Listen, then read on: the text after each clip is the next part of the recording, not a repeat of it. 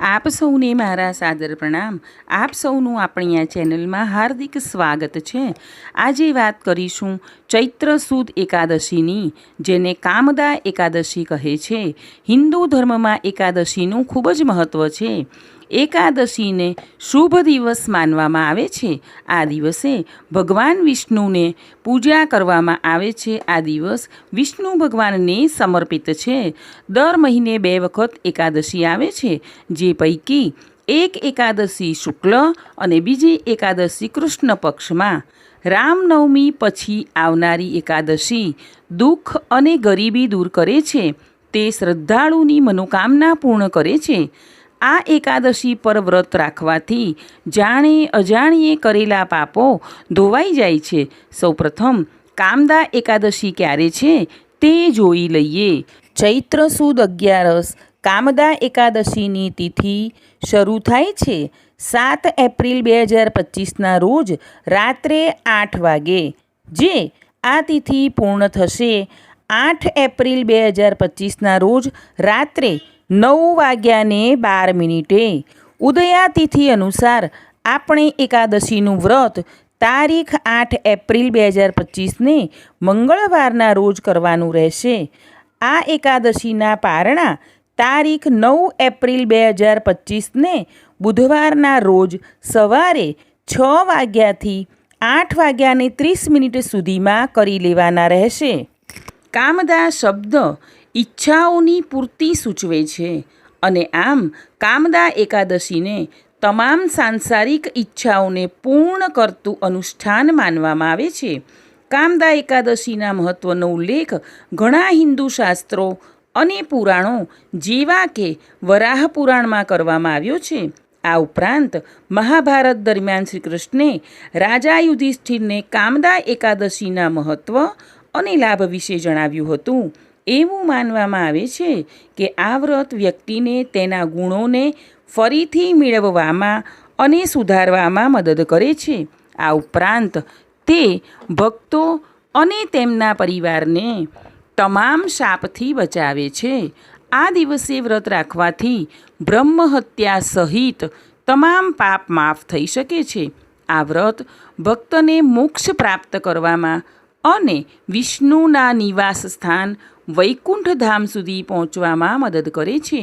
આ એકાદશીનું વ્રત કરવાથી ભગવાન વિષ્ણુ વ્યક્તિના જીવનની તમામ અધૂરી ઈચ્છાઓ પૂર્ણ કરે છે, અને તેને કારણે જ આ એકાદશીનું નામ ફલદા એકાદશી પણ છે.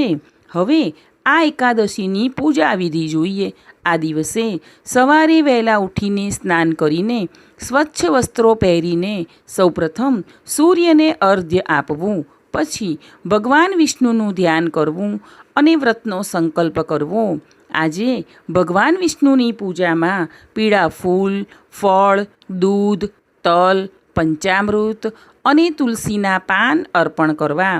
ત્યારબાદ શ્રી કૃષ્ણના મંત્રોનો જાપ કરવો. આ દિવસે સંપૂર્ણ પાણીયુક્ત આહાર લો અથવા ફળો ખાઓ તો તમને શ્રેષ્ઠ પરિણામ મળશે. પૂજા કર્યા બાદ એકાદશીની વ્રતની કથા સાંભળવાનું પણ વિશેષ મહત્ત્વ છે. દ્વાદશીના દિવસે બ્રહ્મભોજન કરાવી દક્ષિણા આપીને બ્રાહ્મણને વિદાય કરો. કોઈ ગરીબ વ્યક્તિને અનાજનું દાન કરી પછી જ પારણા કરો. આ દિવસે અમુક ઉપાયો કરવાથી સવિશેષ લાભ પ્રાપ્ત થાય છે, જેવા કે જો તમારા લગ્ન જીવનમાં સમસ્યા હોય તો કામદા એકાદશીના દિવસે ભગવાન વિષ્ણુ સમક્ષ હળદરની 2 ગાંઠો અર્પણ કરો. સમસ્યાઓ આપોઆપ દૂર થઈ જશે. જરૂરિયાતમંદ લોકોને ચણાની દાળ અને મીઠાઈનું દાન કરો, જેનાથી જીવનમાં ખુશીઓ આવશે. જીવનમાં પ્રગતિ મેળવવા માટે આજે ઓમ નમો ભગવતે વાસુદેવાય મંત્રનો 108 વાર સ્પષ્ટ ઉચ્ચાર સાથે જાપ કરો. ભગવાન વિષ્ણુની સાથે દેવી લક્ષ્મીની કૃપા મેળવવા માટે પીળા 12માસીના ફૂલ અર્પણ કરો. પીપળે પાણી રેડો. તુલસીમાં સવાર સાંજ દીવા કરો. ગાયની સેવા કરો. આજે ખાસ કીડિયાળું પૂરવું જોઈએ. આજે ભગવાન વિષ્ણુને મોરપીંછ અથવા મુગટ અર્પણ કરો, જેનાથી દુઃખ દર્દ દૂર થઈ જશે અને સુખ સમૃદ્ધિ પ્રાપ્ત થશે. સંતાન પ્રાપ્તિ માટે ભગવાનને પીળા ફળ, ફૂલ વગેરે અર્પણ કરો અને સંતાન ગોપાલ મંત્રના 11 જાપ કરો. ત્યારબાદ ધરાવેલું ફળ બંને પતિ પત્નીએ પ્રસાદ તરીકે લેવું જોઈએ. આર્થિક લાભ મેળવવા માટે ઓમ રીમ શ્રી લક્ષ્મી વાસુદેવાય નમઃ આ મંત્રનો જાપ યથાશક્તિ કરો. જાપ વર્ષમાં એકવાર ચોક્કસ કરવો જોઈએ. પાપોનો નાશ થાય તે માટે ભગવાન શ્રી કૃષ્ણને ચંદનની માળા અર્પણ કરો. બીજે દિવસે ચડાવવામાં આવેલ ચંદનની માળા તમારી પાસે જ રહેવા દો. તેનાથી પાપોનું પ્રાયશ્ચિત થશે અને તમારા નામની ખ્યાતિમાં વધારો થશે.